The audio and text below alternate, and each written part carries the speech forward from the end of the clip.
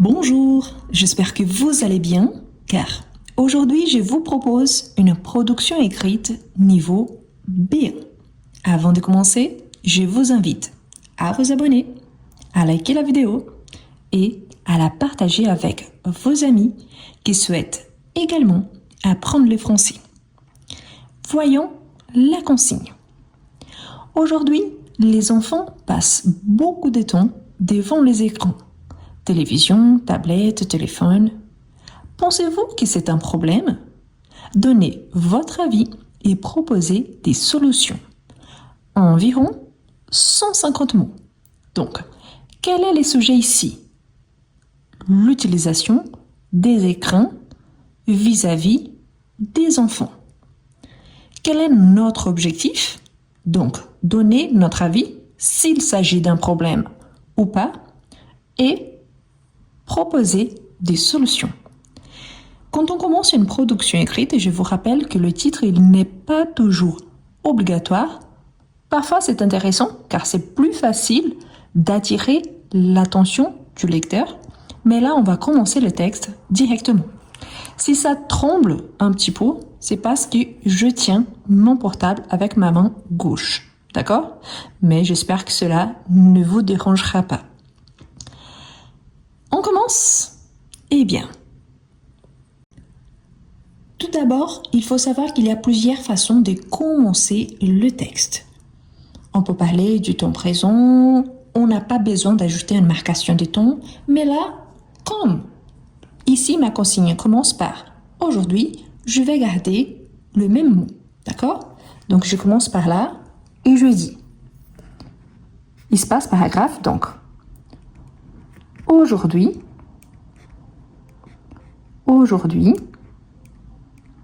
virgule, et là, je commence déjà à donner soit mon avis, soit parler d'un fait. Donc, je peux ajouter il est vrai que les enfants, donc je reprends ce qui a été cité ici, on parle des enfants. Il est vrai que les enfants passent beaucoup de temps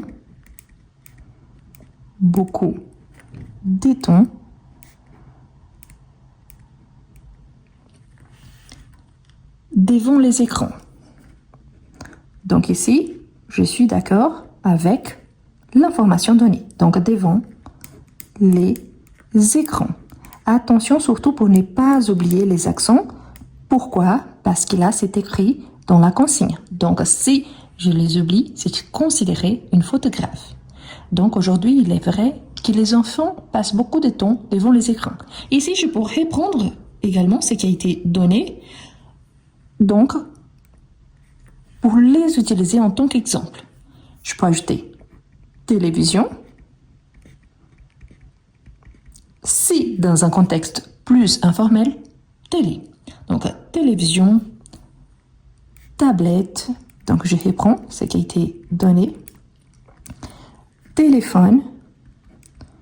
Et je peux ajouter aussi une petite contribution. Ici, je peux ajouter par exemple ordinateur. Ordinateur. Point de suspension, car ça continue, il y en a d'autres. Et qu'est-ce qu'on a comme constat? Donc, je peux ajouter les écrans font partie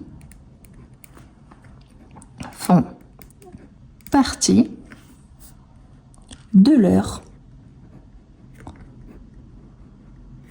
quotidien. Pourquoi leur? Je parle des enfants, donc leur quotidien. Quotidien singulier, leur quotidien. Ok? Et là où les enfants sont exposés aux écrans. Donc là, je peux dire par exemple aux écrans, à la maison, mais en sachant que les enfants également partent à l'école, je pourrais dire par exemple à la maison, comme, avec double M, à l'école. N'oubliez pas les accents. Ok? Ah, c'est partout. Non, il y a certains endroits qui interdisent les écrans à l'école. Mais ici, c'est juste pour montrer que ce n'est pas seulement réservé à la maison. Vous voyez qu'ici, dans le texte de la consigne, on a « Pensez-vous et donnez votre avis ». Donc ici, c'est plus personnel. Donc là, je vais ajouter mon avis. Je vous rappelle que si vous allez passer le DELF, le TCF, le TEF, parmi d'autres, lisez bien la consigne. S'il faut s'exprimer à la première personne du singulier, à la première personne du pluriel ou en utilisant un temps neutre, normalement on utilise la troisième personne du singulier. Ça, c'est super important. Ici, c'est un choix. Moi, j'ai choisi d'utiliser la première personne du singulier. Je parle à mon avis. Pourtant, faites attention car ce n'est pas toujours qu'on va se mettre vraiment directement dans le texte. D'accord? Donc, à mon avis, virgule, ce n'est pas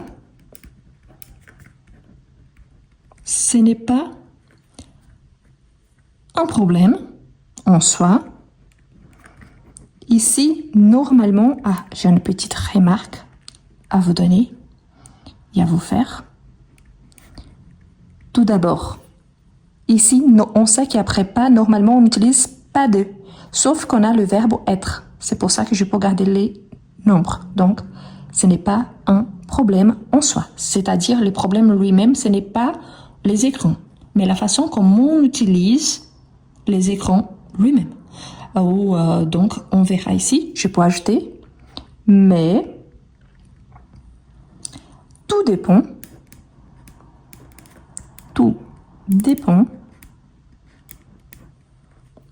de l'usage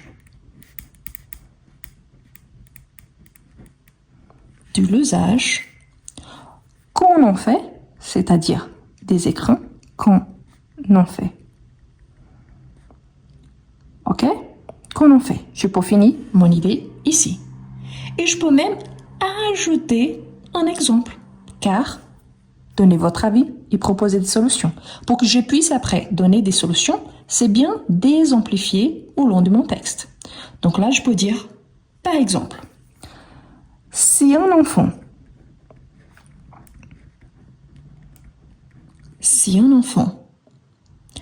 passe plusieurs heures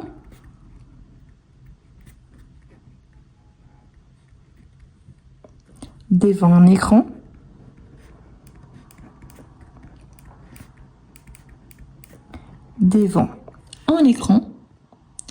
sans interaction, c'est-à-dire juste en le regardant, sans pause, parce que parfois ça arrive, l'enfant il reste vraiment 2 heures et 2 heures devant un écran. Donc, quelles sont les conséquences? Cela peut avoir des conséquences, plusieurs conséquences, donc au pluriel, des conséquences sur quoi exactement? Donc là, c'est aussi pour montrer votre connaissance par rapport à ces domaines. Donc, sur sa concentration, par exemple. Pourquoi j'utilise tellement les mots ou l'expression par exemple? Car il y a plusieurs possibilités. Peut-être vous ne pensez pas comme moi et vous utilisez des exemples différents. C'est possible également et ça veut dire juste qu'on pense différemment associé à un même sujet. Mais il n'y a pas de meilleure ou d'une réponse qui soit mauvaise à cause de ça. D'accord? Donc, sa concentration, son sommeil, c'est-à-dire qu'il ne va pas bien dormir, ou son développement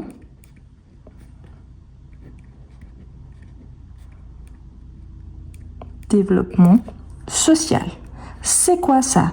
Ici, c'est la façon d'interagir entre les enfants, par exemple, car il n'y a pas d'interaction. C'est-à-dire que l'enfant, il est exposé aux écrans, mais il n'y a pas de retour. C'est-à-dire il n'y a pas un autre enfant de l'autre côté vraiment en train de parler avec lui, de jouer avec lui. Parfois, c'est des animations, parfois, c'est des images non réelles. Donc, cela peut créer cette dépendance de ces côtés imaginaires et pas réels.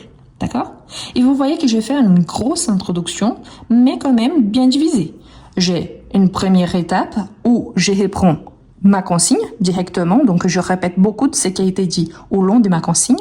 Ensuite, je commence mon avis par rapport à ça. Ce n'est pas les écrans les problèmes, mais la façon comme l'enfant il en est exposé. Et ensuite, quelles sont les conséquences de cette exposition aux écrans. Maintenant, je vais commencer à travailler les solutions. D'accord? Car là aussi, c'est important. Ici, il me dit bien proposer des solutions. Je pourrais faire différemment. Oui, je pourrais m'arrêter ici pour mon introduction. Ensuite, avoir un deuxième paragraphe. Et maintenant, au lieu du deuxième, j'irai commencer le troisième paragraphe. C'est aussi possible. D'accord? Avant de continuer, je vous rappelle que si vous avez des difficultés avec la production écrite, il y a mon livre « Comment mieux écrire en français ». Donc, il y a le lien dans la description de la vidéo et je vais le mettre également dans le premier commentaire épinglé. Et je vous invite à participer de mon club de français dont l'objectif surtout est la conversation. Oui, les français oral. Donc, je vais vous laisser le lien aussi dans la description et ça vaut vraiment la peine car c'est un espace de partage et on pourra échanger à l'oral. D'accord? Bien, on continue. Donc là, je peux dire, il ne s'agit pas, parce que normalement, la première chose qu'on pense, c'est d'interdire l'utilisation des écrans. Et il y a certains parents qui le font et ils ont les raisons.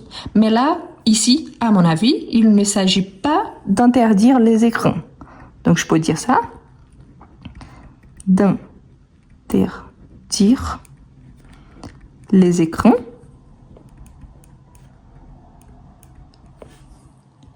Mais, il y a toujours une opposition, hein, mais mieux les encadrer.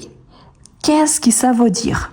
Établir des règles, surtout car il y a plusieurs facteurs là-dessus. Je peux penser selon l'âge de l'enfant, selon les occupations, l'occupation au long de la journée, selon les devoirs que cet enfant il a, s'il s'agit d'une période de vacances ou pendant la période scolaire. Donc, il y a un encadrement basé sur la routine de cet enfant et adapté selon cette routine. Donc là, je peux dire, par exemple, et là je mets par écrit, pourquoi? Parce que je vais citer vraiment des exemples. Encore, hein? Donc par exemple, on peut fixer de temps en temps, je vais changer un petit peu, donc je vais passer la page, après je reviens pour la capture d'écran, si vous en avez envie. Donc là, fixer des temps d'écran. Qu'est-ce que ça veut dire? Je vais limiter les temps d'exposition. Il y a certaines personnes qui laissent, par exemple, 20 minutes, 15 minutes, une demi-heure. Donc, ça dépend aussi. Et là, je peux ajouter, donc, les temps d'écran adaptés. Adaptés, c'est les temps, donc pluriel, donc adapté au pluriel. À l'âge. À l'âge de qui? Des enfants. À l'âge des enfants. C'est-à-dire qu'un enfant de 2 ans, il n'aura pas le même temps qu'un enfant de 14 ans. Un enfant de 8 ans est différent d'un enfant de 13 ans. Donc, on va limiter selon l'âge des enfants. Bien évidemment, Ici, on peut également proposer des contenus de qualité. Qu'est-ce que ça veut dire? Proposer des contenus de qualité. Ça veut dire, par exemple, actuellement, les jours que je vous propose ce texte, c'est les 2 août.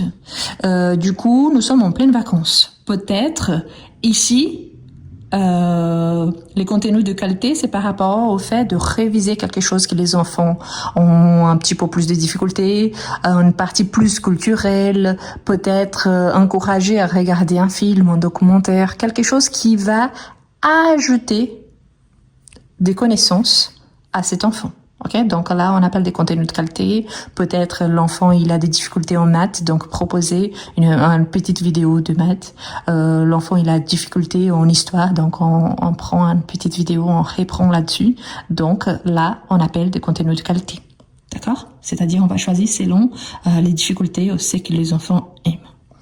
Ensuite, on peut également encourager, ça c'est super important, encourager des activités, ça, vraiment, c'est que je vois le plus avec les parents de mes enfants, les parents de mes élèves.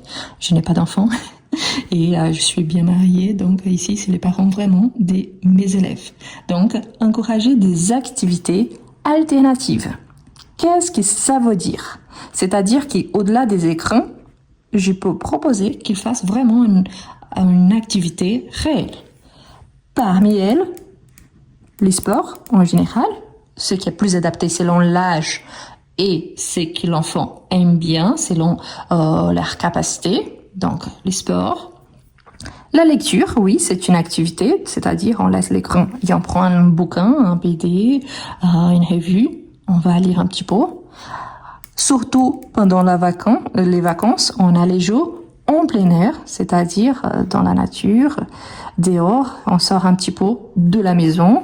Et bien sûr, il y en a d'autres, hein. Donc on peut faire du bowling, on peut sortir un petit peu, on peut aller au centre commercial ensemble, on peut aller au cinéma. Donc il y a d'autres activités qu'on peut faire, n'est-ce pas? Bon, ensuite, on peut ajouter surtout que, ici c'est vraiment mon avis, donc le plus important,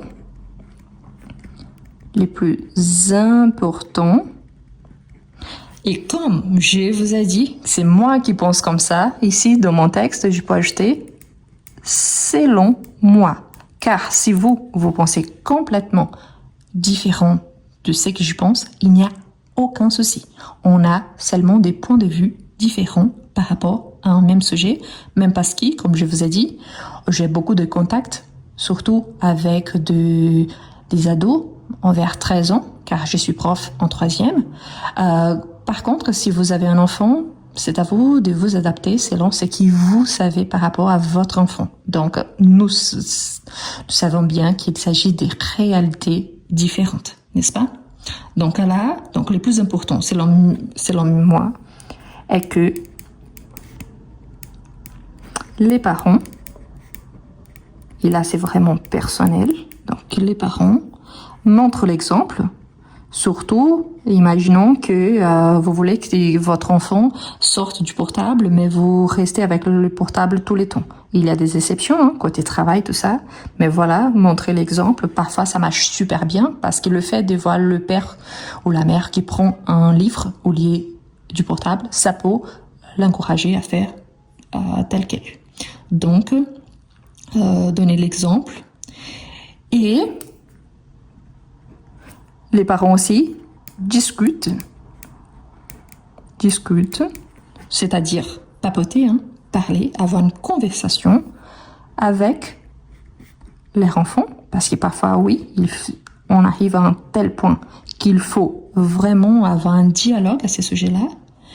Donc, de ce qu'ils regardent, c'est-à-dire savoir vraiment ce que les enfants font sur les écrans, surtout aujourd'hui avec les réseaux sociaux. Les enfants regardent et surtout,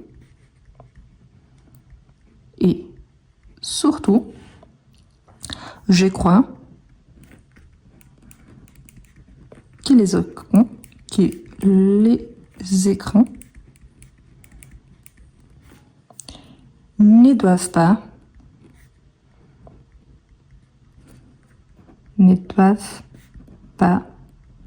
remplacer, ça c'est super important, peut-être vous avez déjà vu ça, vous savez quand on va au resto, et là il y a tout le monde autour de la table, personne ne dit absolument rien car chaque personne est concentrée sur son portable, en train de rigoler tout seul, parfois très très sérieux. Et là, il n'y a plus de conversation. Donc là, pour moi, c'est vraiment important. Je crois que les écrans ne doivent pas remplacer les relations humaines. Pourquoi?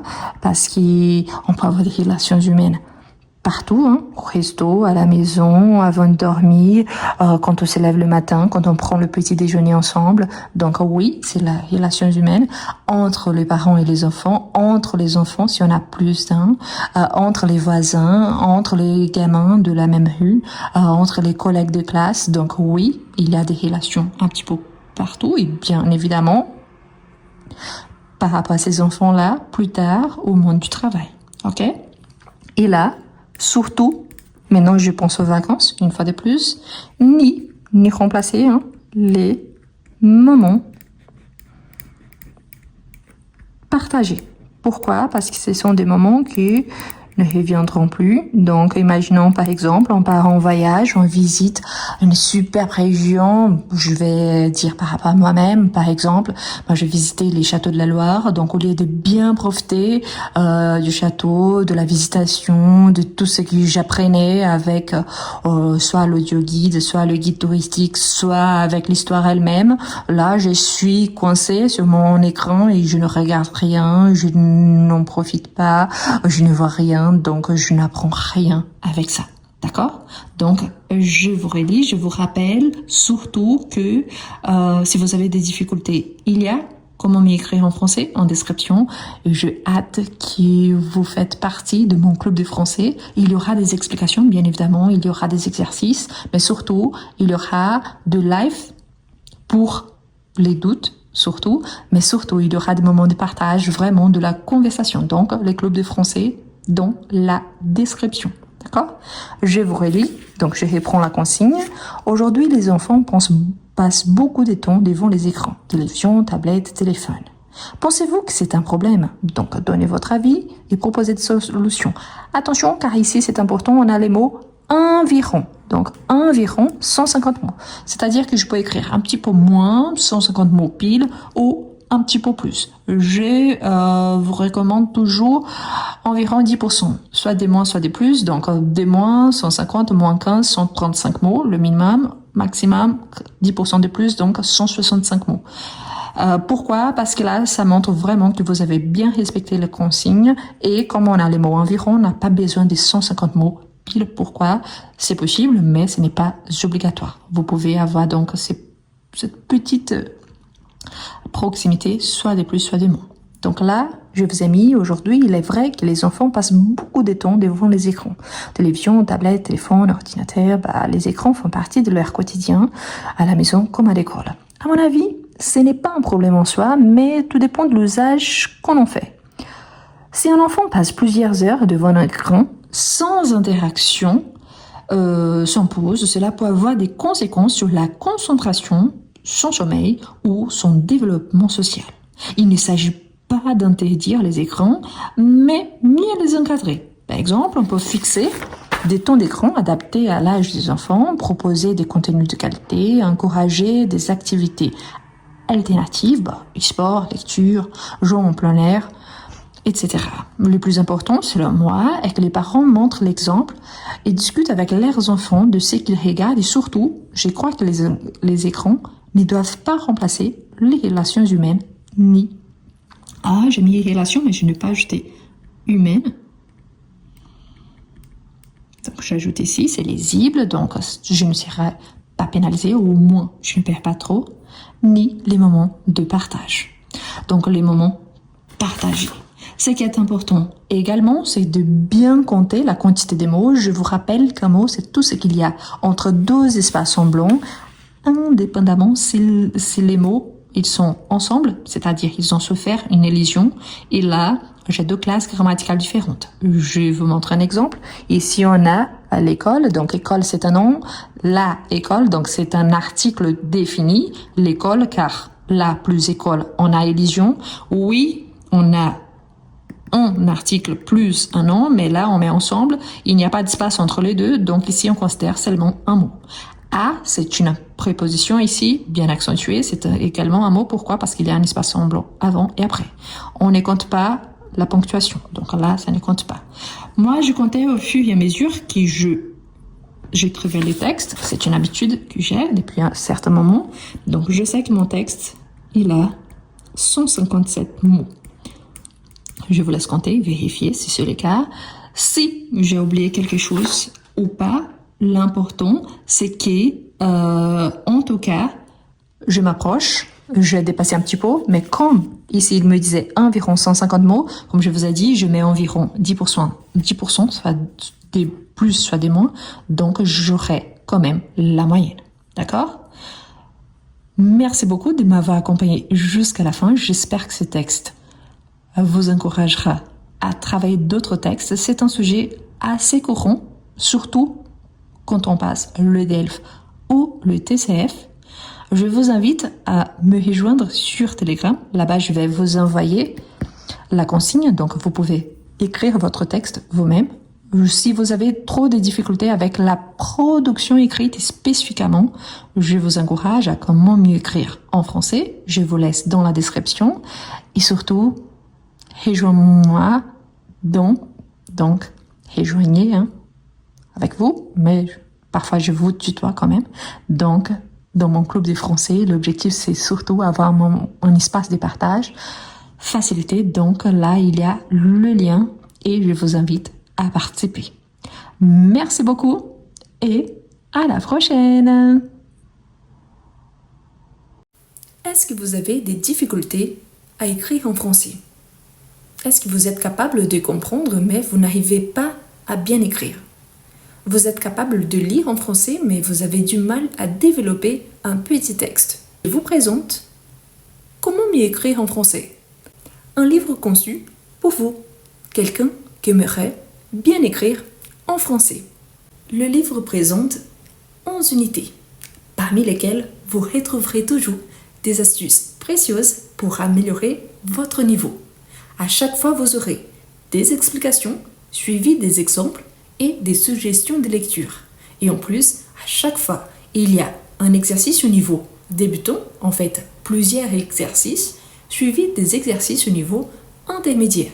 Ce qui vous permettra, si vous êtes débutant, d'avancer et si vous êtes intermédiaire, pas seulement d'avancer, mais aussi de réviser. Voilà les liens pour acquérir votre livre. Vous pouvez copier-coller sur votre page de recherche et vous pouvez le trouver aussi dans le premier commentaire et dans la description de cette vidéo.